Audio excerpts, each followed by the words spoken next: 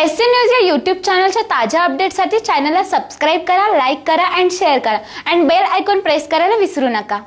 भाजपा तालुकाध्यक्ष बाळासाहेब भांडे यांच्या नेतृत्वाखाली दुधाला दरवाढ द्यावी, दूध पावडरला हमी भाव मिळावा यासह दूध उत्पादकांच्या विविध मागण्यांसाठी तालुक्यातील पांगरी येथे शनिवार दिनांक 1 ऑगस्ट रोजी सिन्नर शिर्डी महामार्ग येथे रास्ता रोको करून महाएल्गार आंदोलन करून महाराष्ट्र शासनाच्या घोषणांना निषेध व्यक्त करण्यात आले।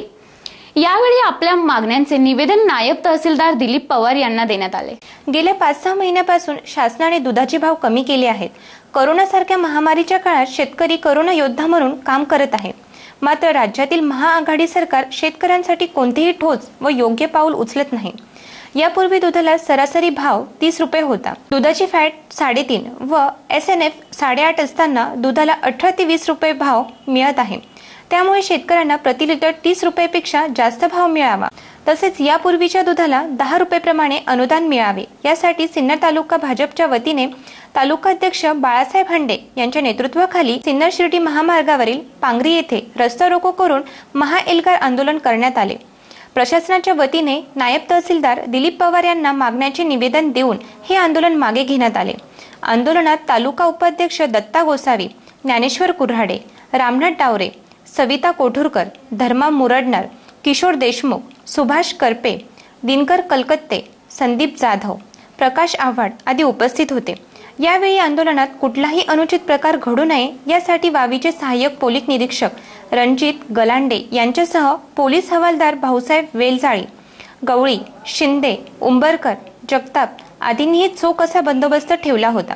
SCN न्यूज साठी पांगरीहून अक्षय गायकवाड।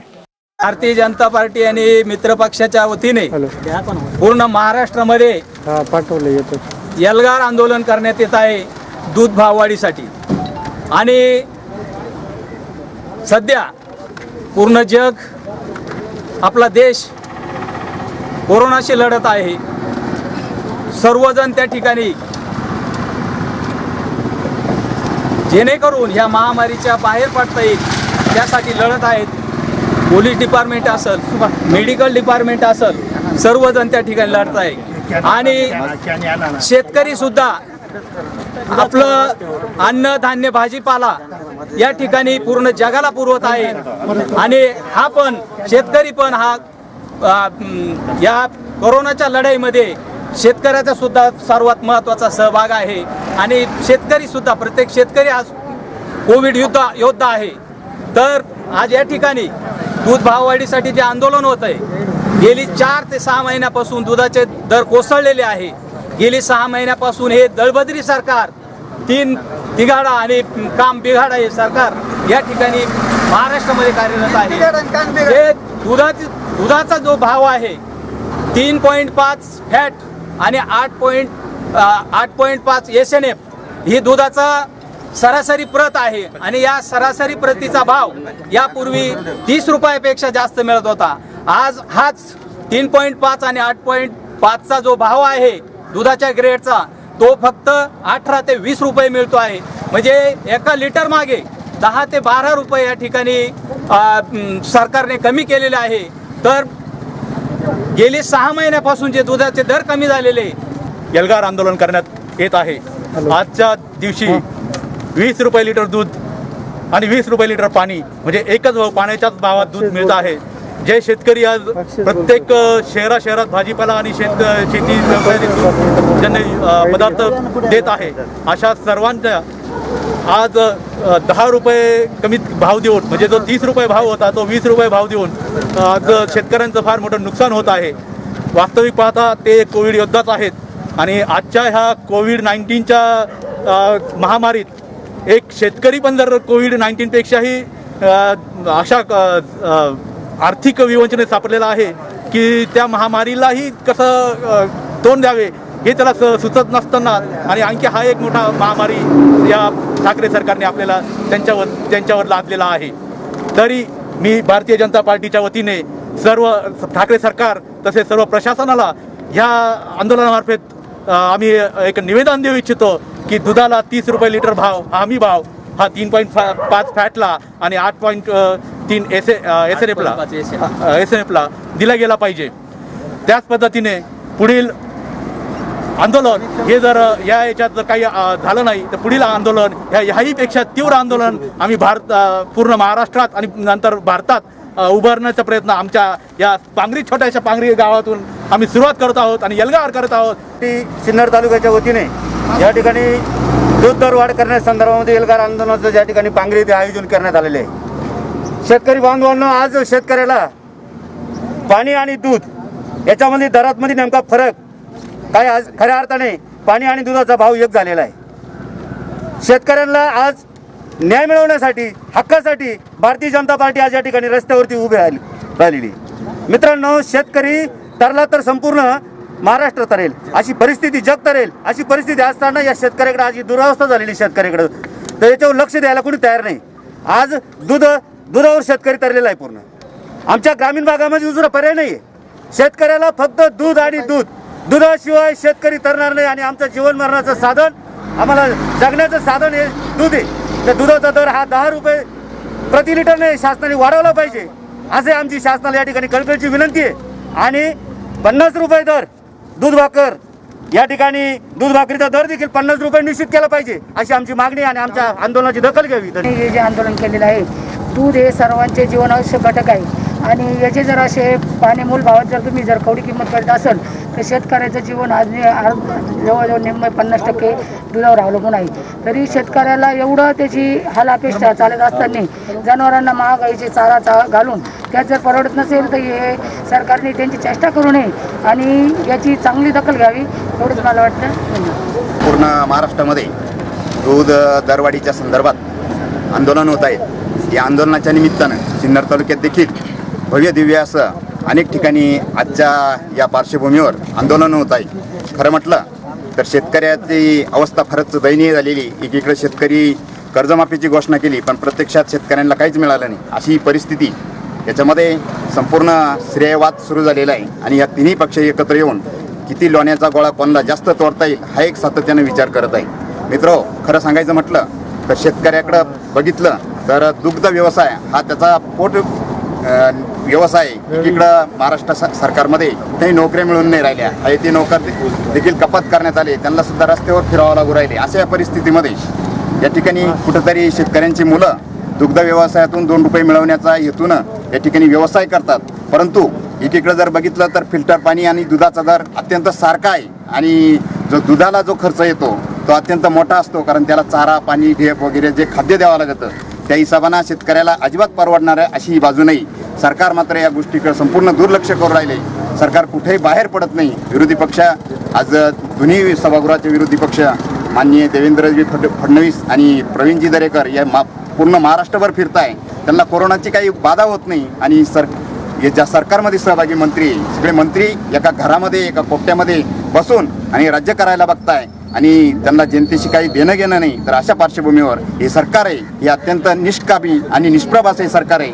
याला एक क्षणभर सुद्धा या राज्यावर राज्य करण्याचा अधिकार राहिलेला नाही। पालकमंत्री महाराष्ट्राचे विविध नेते असताना, नाशिक जिल्ह्याचे कृषी मंत्री नाशिक जिल्ह्याचे असताना, शेजारील संगमनेर तालुक्यातील राज्याचे हेवीवेट नेते बाळासाहेब थोरात हे हेवीवेट नेते असताना मात्र आमच्या जिल्ह्यामध्ये ही दयनीय परिस्थिती शेतकऱ्यावर ओढवली आहे। म्हणून त्यांच्याच मतदारसंघामध्ये पांगरीमधून आम्ही आज एल्गार आंदोलन सुरू केलेलं आहे। मित्रहो, आपण सर्वच शेतकऱ्याचे मुलं इकडे उपस्थित आहोत। जे सरकारी नोकरीत असतील तेही शेतकऱ्याचेच मुलं आहे, आंदोलन करणारेही शेतकऱ्याचेच मुलं आहे।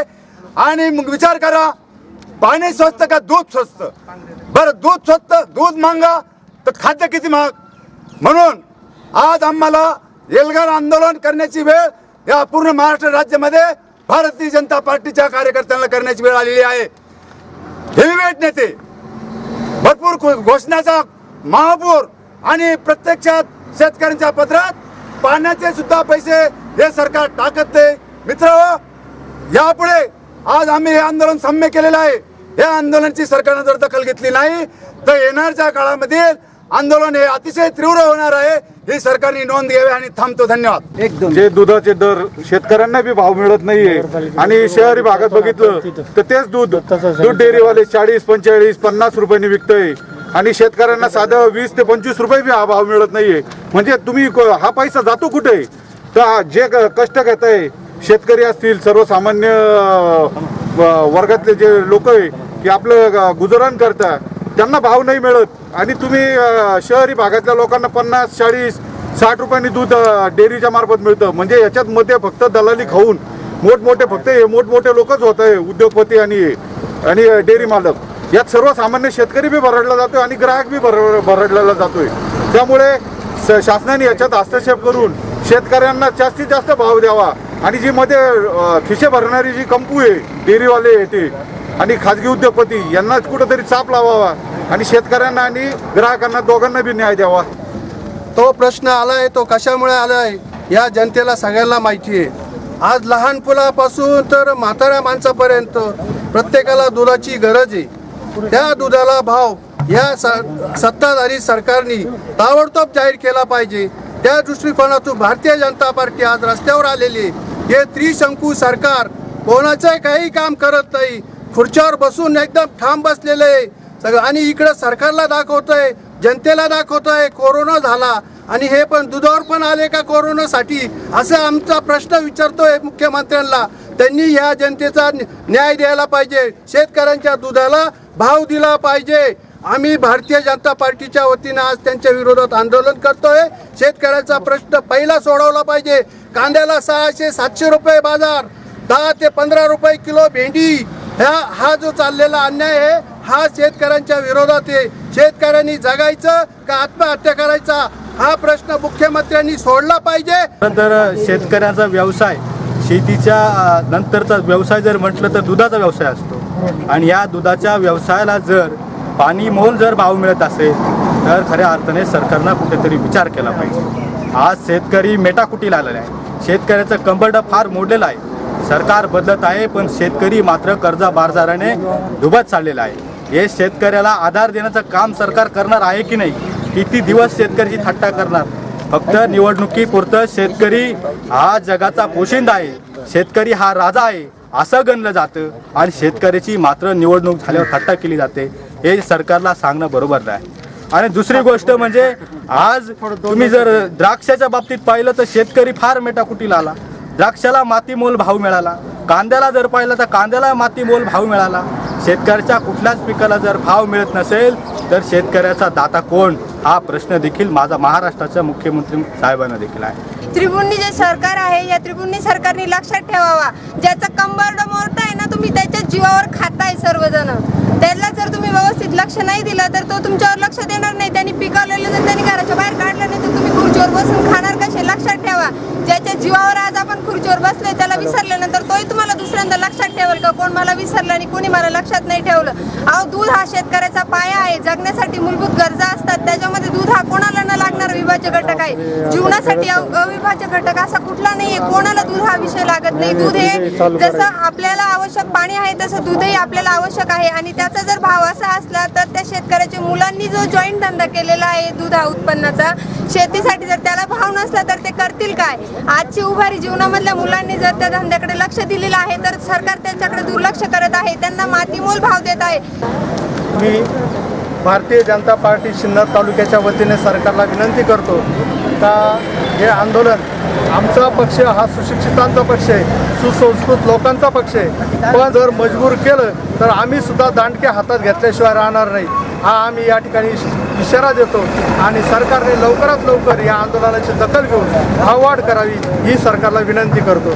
त्याचप्रमाणे भारतीय जनता पार्टीच्या वतीने या ठिकाणी सांगण्यास अत्यंत वाईट वाटतं का या परिसरातील डॉक्टर वैद्य यांचं या ठिकाणी निधन झालेलं आहे. त्याचप्रमाणे आमच्या सिन्नर शहरामधील डॉक्टर नाकोड झाले, नंतर या ठिकाणी प्रमोद घोलप झाले, असे चांगले लोक या ठिकाणी हरपलेले. या सर्वांना आमच्या भारतीय जनता पार्टीच्या वतीने मनपूर्वक श्रद्धांजली.